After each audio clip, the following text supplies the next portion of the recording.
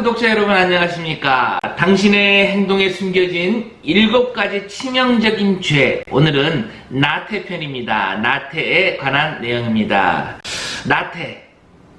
나태한 사람은 도대체 어떤 사람일까요? 하고 물으면 저는 게으르고 책임감 없고 꼬물대는 그런 정도로 생각이 드는데요. 글쎄 정의를 잘 낼 수가 없어서 제가 인터넷을 찾아봤는데 어떤 일이든 쉽고 편안하게 생각하며 게으르다 이렇게 써있더라고요. 그리고 영화 신과 함께 여러분 아시죠? 거기에 보면 우리 배우 김혜숙님께서 그 나태의 지옥의 이 수장으로서 아주 재밌는 이 연기를 보여준 것도 우리가 기억이 나죠. 저자는요 이렇게 정의를 했습니다. 나태는 언뜻 단순한 게으름처럼 보이지만 사실은 게으름뱅이와 일 중독자와 무기력한 사람, 이렇게 세 인격체로 표현되는 복잡한 죄다. 아니, 게으름뱅이와 무기력한 사람은 확실히 이해가 되고 알겠는데 일 중독자가 나태에 속해 있다는 게 참 상당히 흥미스럽습니다. 먼저 성경에 있는 내용부터 확인을 좀 해봐야 할 것 같습니다. 성경은요 나태한 모습을 게으름이다 이렇게 표현을 했습니다. 잠언서 6장 6절입니다. 게으른 자여 개미에게 가서 그가 하는 것을 보고 지혜를 얻으라. 잠언서 6장 9절로 11절. 게으른 자여 네가 어느 때까지 누워있겠느냐? 네가 어느 때에 잠이 깨어 일어나겠느냐? 좀 더 자자, 좀 더 졸자, 손을 모으고 좀 더 누워있자 하면 네 빈궁이 강도같이 오며 네 궁핍이 군사같이 이르리라. 그 외에도 우리가 잘 아는 구절 있죠. 데살로니가 후서 3장 10절. 누구든지 일하기 싫거든 먹지도 말게 하라. 이런 것들이 있습니다. 게으름뱅이에 관해서는 더 이상 설명이 필요 없을 정도로 구독자님들이 잘 이해하고 계시겠지만 일 중독자를 나태라고 하는 이 부분이 설명이 좀 필요할 것 같습니다. 게으른 사람을 보고 나태를 지적하기는 쉽다. 그런데 나태에 놀라울 만한 또 다른 예가 있다. 탄탄한 경력은 중요하지만 직업에 충실하겠다는 핑계로 영원한 생명을 구하고 찾고 두드리는 일을 소홀히 할 수 있다. 일 중독은 나태의 한 형태인데 개인의 승진이나 포상에 집중하여 노동을 자기 중심적으로 사용하기 때문이다. 하나님 나라 경제에서 노동은 자아를 드러내는 도구가 아니라 다른 사람들을 지원하는 수단이다. 노동은 자아를 드러내는 도구가 아니라 다른 사람을 지원하는 수단이다. 할렐루야. 이 이야기는요 어려운 말 같아도 상당히 쉬운 말입니다. 나를 위해서 살려고 하는 일중독은 하나님 나라에서 볼 때 나태라는 것입니다. 말씀 공부해서 전해주고 돈 벌어서 나누어주고 이렇게 부족한 사람들한테 나누어주는 대신 이 땅에서 받을 수 없는 참된 행복과 평화와 안식이 12광주리로 되돌아오는 그런 것이 하나님의 경제 원리인데 5,000명을 먹이는 삶보다는 5,000명이 먹어야 할 양식을 다 끌어모아서 내 것으로 만들고 싶어하는, 그렇게 소유하고 싶어하는 사람이 되고 싶어서 일에 전념을 한다면 이런 사람을 세상은 부지런하다라고 얘기할지 모르겠습니다만 우리 하나님은 7가지 죄악 중에 하나의 큰 죄인으로 말씀하시는 것입니다. 일 중독자는 게임에 인생을 낭비하면서 자기 소명을 갉아먹는 사람인 만큼이나 나태한 사람이다. 게으름뱅이와 일 중독자는 둘 다 자기 중심성을 드러낸다. 두 사람 모두 자기 삶을 스스로 통제하려는 욕구를 표출한다. 둘 다 사랑하기 위해 살지 않는다. 예배하기 위해 살지 않는다.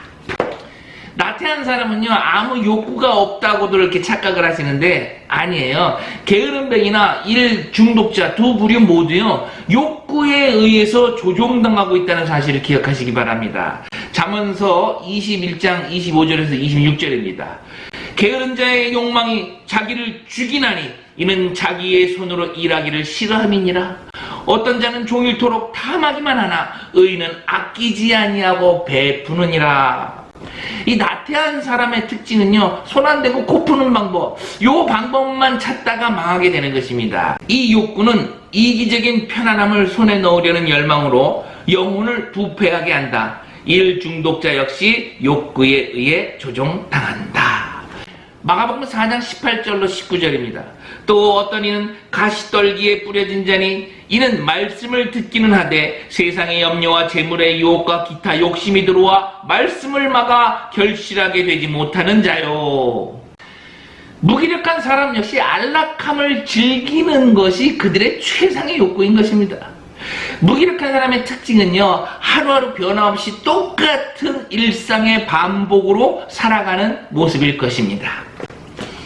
무기력한 사람은 아무 것에도 이끌리지 않는 것이 아니라 사랑하려는 욕구를 상실하고 진정한 만족에 대한 취향을 잃어버렸을 뿐이다.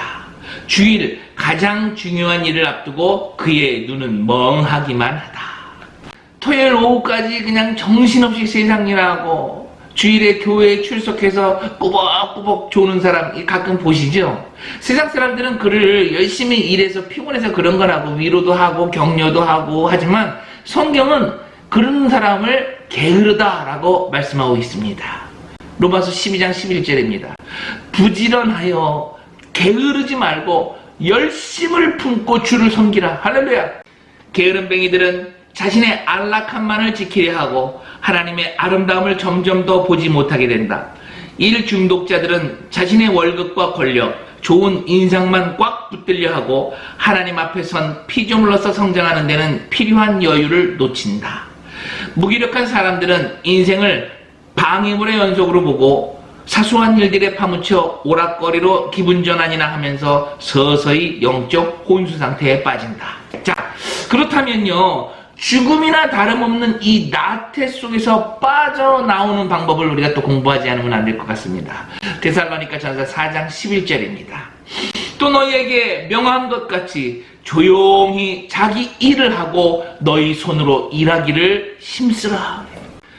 우리가 직장과 가정에서 매일 하는 일은 다른 이들 눈에 띈다. 조용하고 신실한 삶은 하나님의 가치를 드러내는 담대한 증언이다. 우리는 자신의 안락함을 보호하기 위해서가 아니라 교회의 하나님 사역을 지원하기 위해 산다.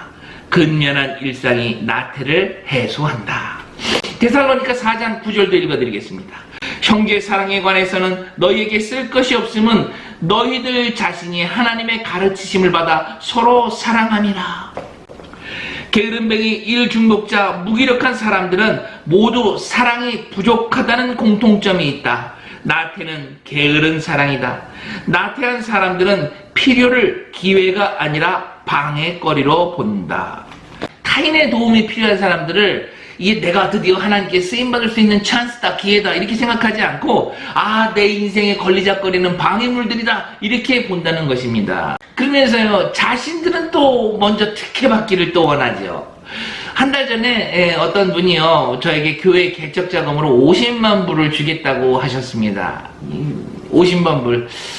여러분 어떻습니까? 그냥 생각만 해도 기쁘지 않습니까? 그래서 저도 너무 기뻐서 한번 제대로 열심히 해보겠다고 이제 정말 저도 소망이 좀 생겼습니다 하고 너무너무 기뻐했습니다. 정말 감사합니다. 이러고 며칠 밤 이제 가슴이 설레서 잠도 오질 않더라고요. 그리고 이제 계속 교회를 이제 어떻게 개척해야 되겠다, 어떤 조직을 만들어야 되겠다, 또 교회 목표는 이것이 되겠다 하면서 여러 가지 이런저런 계획을 만들었습니다.